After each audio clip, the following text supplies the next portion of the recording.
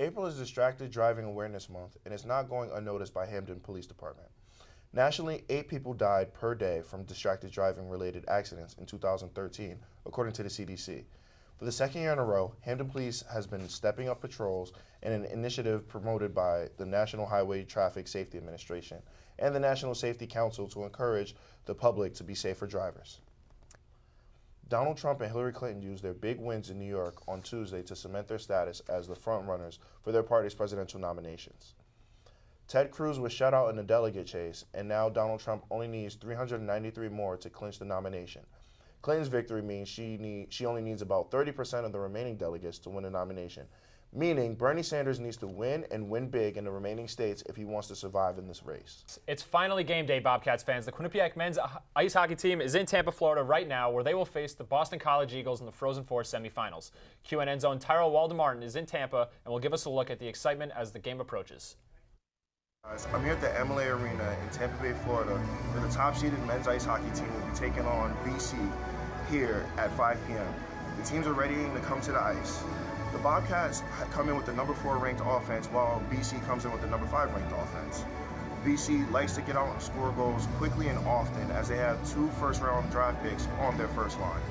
The Bobcats have some protection in Michael Garty, who is regarded as one of the nation's top goaltenders. If Quinnipiac were to win this matchup tonight, they will go on to take on the winner of North Dakota and Denver on Saturday at 7 p.m. Well, the teams are ready to come to the ice, and I have to get ready to go back to my spot on press row. I'll see you guys soon. Back to you guys at the desk. That, Cliff, and it all started Friday night up at the High Point Solutions Arena in a rematch between the women's hockey team and the Harvard Crimson. The Bobcats fell to the Crimson in their first meetup of the season. Tyrell Walden-Martin sat down with head coach Rick Seeley and goaltender Chelsea Layton to preview the big game. Would you guys consider this the biggest home game of the season so far? Well, it's definitely become that. You know, we're a point ahead of them in the standings. It's our last game against Harvard this year. Clearly, we both want to finish in first place. So all the games have evolved based on what's happened prior to being huge games for us. And since losing to Harvard on December 6th, what is different about this team going into Friday's game? I'm not sure there is a lot different. I thought we played really well at Harvard. You know, it's always a battle. It's always a low-scoring game with them. You know, they came out 1 goal ahead in their building, and I think you know, that was our last game of the first half, and we reeled off 7 straight wins to start the second half. So I thought we showed up in a good place and have been playing really good hockey. Just to add to that, I would say that the only really big difference in going to this game would be that we just played 2 of the best teams in the nation. Now we're, you know, heading into Harvard. That's something we really didn't get to do before last time we played them. So I really wouldn't want to be going into this weekend any different. And I was going to say, after coming off of those 2 straight losses against 2 top 10 teams in the nation, just how are you motivating the team just to be prepared for this game? I think we're all on the same page, and as Chelsea said, now we have a better understanding of where we fit, you know, where there might have been a little bit of a confidence issue heading into those 2 games because it was something we hadn't experienced. I think coming out of them, we realized we can play with anyone, and it was great preparation for this game. And just in practice, how are you guys preparing? Like, what is basically the game plan for Friday? Well, as I said earlier, we have to be tight defensively because that's how the games are with this team. I think throughout the year, we've had a team that's great at showing up every game, wanting to win every game. It's far and away the best team I've experienced in terms of just showing up every game. And I think we all understand this time of the year, you have to amplify that a little bit. So I think we all know what's at stake, but I think we've been working hard all year towards this time of season. 1 point separates you guys in the standings, and just what would a win do just to give you guys a little more breathing room? How important is that just as the season starts to wind down? Well, it'd be vital. It'd be a 3-point difference with 7 games left each. So, you know, one way or another, if they were going to catch us, they'd have to get 4 more points than us in 7 games. So I think that'd be a tough task. Obviously, going the other way, it wouldn't be as critical for us if we ended up 1 point behind, although we're not thinking that way. I think for both of us, it's probably going to be the biggest game of the year. You know, Gio, the men's hockey team had its first weekend sweep in over a month last weekend. Right, you are, Nick.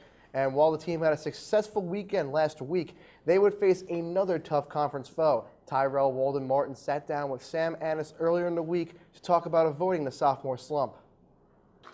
So you're nominated as a semifinalist for the Walter Brown Award and a nominee for the Hobie Baker Award. Just what would it mean for you as a player and for the program if you walked away with either one of those? I mean, just for me right now, it's just cool to be nominated, and you see the names that are on the list of the nominees and the prior winners.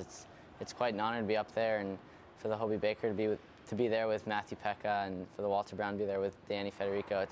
It's cool to have someone there with me, and just either way, if someone wins it from our team, it's just good publicity for the team, and obviously I'd love to win either of them, but it's just great to be nominated. National Rookie of the Year last year, just how have you come in this year, avoiding all the pressure of the possible dreaded sophomore slump?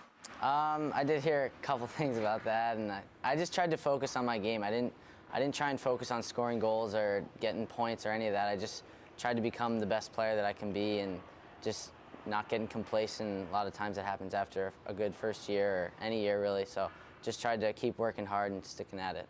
And just among your progress, you've become the go-to goal scorer, with Pekka, now adjusting to being primarily as a facilitator. Just how have you adjusted to that role? I think it's just kind of naturally happened. I think either of us would be glad if the roles were reversed. I think he'd be fine scoring the goals, I'd be fine making plays. As long as we're winning, it doesn't really matter to us, so it's been good to see we've been doing well lately. Big game against Yale last week, 2 goals. You always seem to play well against Yale. Just what is it about that rivalry that just gets you going?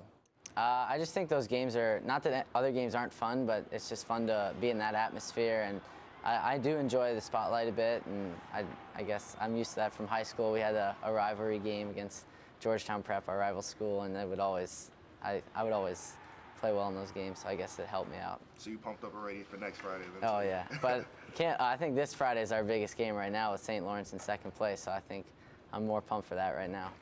Rand always talks about how the team is just very young. So what do you think, the team mostly is made up of freshmen and sophomores. How far do you think this team can go? I think the sky's the limit for our team. I think we've really progressed and matured as a team. I think if you watch games from earlier in the year compared to right now, you'd see it's almost a completely different team. We've become more defensive and a lot more team-oriented and a lot less selfishness and just doing whatever it takes to win the game. 5 years from now, you're sitting back, you're looking back at your college career. What has occurred, and just what is the legacy that Sam Annis has left Quinnipiac with? I would love to win as many championships as possible. I mean, everyone loves to win, and I think I hate to lose more than I like to win. So I would love to win ECAC championships, and I'd love to win a national championship. I think that'd be something that I'd remember forever for sure.